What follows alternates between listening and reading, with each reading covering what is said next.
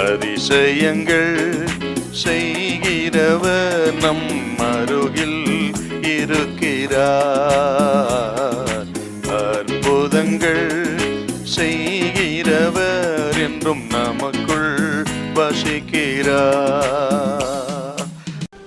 18ஆம் சங்கீதம் 16 உயரத்திலிருந்து அவர் கை நீட்டி என்னை பிடித்து ஜல பிரவாகத்தில் இருக்கிற என்னை தூக்கிவிட்டார்.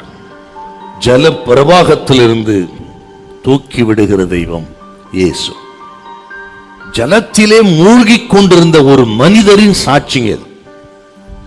ஜலத்திலே மூழ்குகிற ஒரு மனுஷனுடைய நிலைமை எப்படி இருக்குங்க? நிற்க நிலையில்லை ஆண்டவரே,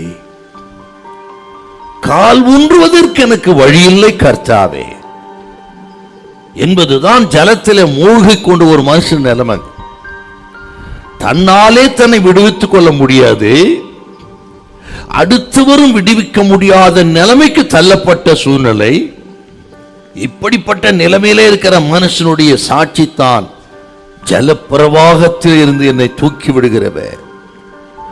தன்னால விடுவிக்க முடியாது, அடுத்தவர் விடுவிக்க முடியாதுன்னா ஒரே வழி மேல இருந்து வருவதுதான். ஒரே வழி ஆண்டவர் தான். ஜலத்திலே ஒரு மனிதனுக்கு எப்பங்க நிற்க முடியாது, எப்போ கால் ஊன்ற முடியாதுன்னு கேட்டீங்கன்னா, கழுத்துக்கு மேல தண்ணீர் போய்விட்டால் அந்த மனிதனுடைய கால்கள் ஜலத்தில் நிற்க முடியாது. கழுத்துக்கு மேல தண்ணி போயிட்டா இடுப்பளவு இருந்தா கூட நிற்க முடியும். ஆனால் கழுத்துக்கு மீறி தண்ணீர் போய்விட்டால் கால்கள் தரையில் நிற்க முடியாது. அதே போல் பிரச்சனை தலைக்கு மீறி போய்விட்ட ஒரு மனிதனுடைய நிலைமைத்தான் இது. ஜலப்பிரவாகத்தில் இருந்து என்னை தூக்கி விடுகிற கர்த்தர்.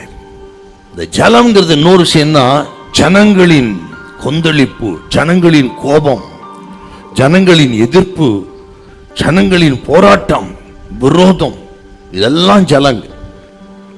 இந்த நாளிலே ஆண்டவர் சொல்லுகிறார் தேவ பிள்ளைகளை பார்த்து, உங்களை மனிதர்கள் அழிக்க நினைக்கலாம்.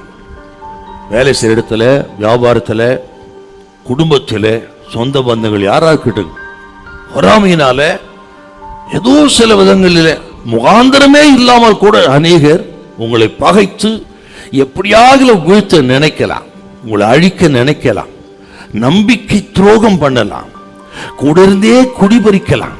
இதெல்லாம் மனுஷனுடைய வேலைங்க.